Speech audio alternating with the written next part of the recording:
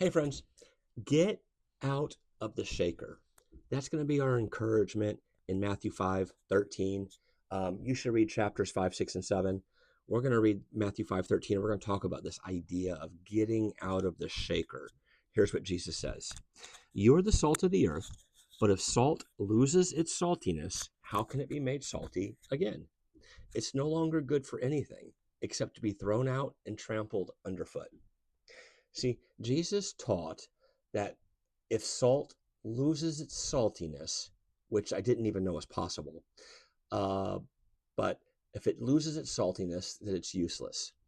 Now, it turns out, according to Google, that the way that salt loses its saltiness, it's by being used. And so I think what Jesus is saying here is by being, when we misapply what he has done for us, right? When we use it for ourselves or when we don't use it, we'll get to that in just a second. But it seems like Jesus is saying that he makes us salty, but if we lose what he gives us, then we end up in a state worse than when he found us. Okay? But this is the only time salt isn't useful. We said we had something else we wanted to come back to. When salt is in a shaker, right, the little thing, it could be useful.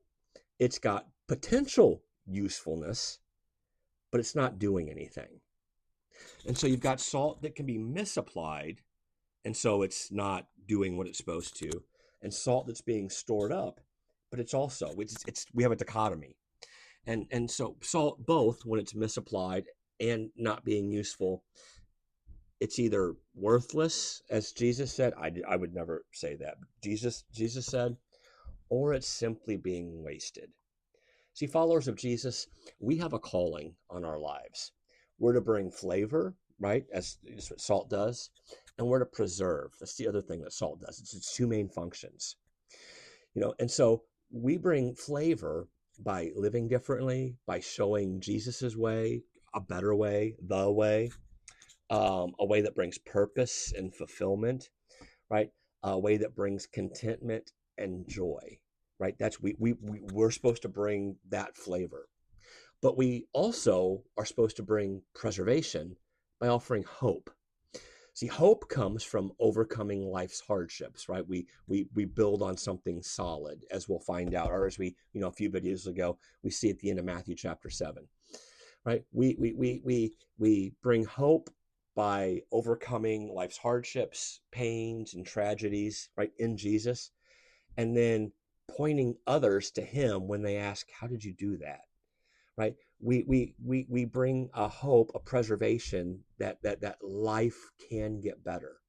We're supposed to bring flavor, right? So that we're not being misapplied, we're not being wasted, and we're supposed to bring hope, right? We're supposed to actually do something. We have to, right? Salt has to get out of the shaker. See, for followers of Jesus to bring that flavor and that preservation, we've got to follow closely to Jesus. We've got to become more like him. We've got to, as we've, this whole series that I've, affectionately titled, right, Walking with Jesus. That's what this is all about. We've got to let him develop us to become more like him so that we can not only show people the way, right, the flavor, but we can offer them that same hope that we have. Right? See, we've got to get out of the shaker and into people's lives. We've got to apply the gifts and talents and abilities that he's given us for other people and not just for ourselves. We've got to walk with Jesus, looking for the people that he places in our lives, and be willing to have the hard, awkward, weird conversations. Things like, "How can I pray for you? What's the best thing that I can do for you today?